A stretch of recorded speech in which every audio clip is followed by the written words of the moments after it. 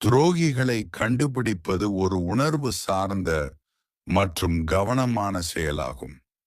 இது நீங்கள் வேறுபட்ட சூழ்நிலைகளில் அவர்கள் நடத்தும் செயல்பாடுகளை கவனித்து ஒப்பிட்டு முடிவு செய்யும் திறனை அடிப்படையாக கொண்டது. துரோகிகளை கண்டுபிடிக்க சில வழிமுறைகள். ஒன்றாவது, பொய்கள் கூறும் பழக்கம்.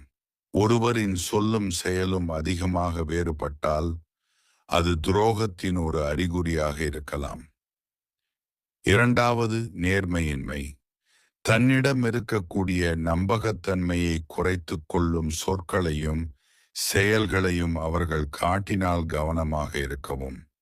மூன்றாவது, பொறுப்பின்மையுடன் செயல்படுவது. அவர்கள் கொடுத்த வாக்குறுதிகளை அடிக்கடி மீறினால் அது துரோகத்தின் அறிகுறியாகும்.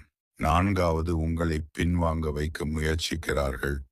உங்கள் வெற்றியை தடுக்க, தவறான தகவல்களை அளிக்க அல்லது உங்களை அடக்க முற்படுகிறார்கள்.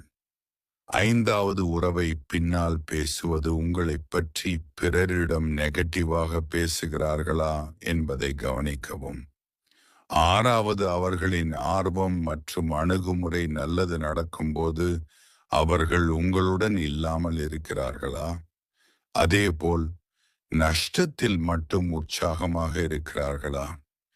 ஏழாவது, தவறுகளை மறைப்பது. அவர்கள் உங்களிடம் அடிக்கடி பொய்கள் சொல்வதோ அல்லது உண்மைகளை மறைப்பதோ அவர்களின் நம்பகத்தன்மையை குறைக்கும். எட்டாவது, முன்னாள் நடப்புகளை ஆராயுங்கள். துரோகத்தை அடிக்கடி நிகழ்த்தும் பழக்கம் உள்ளவர்களுக்கான முன்னிலை இருக்க வாய்ப்பு உள்ளது.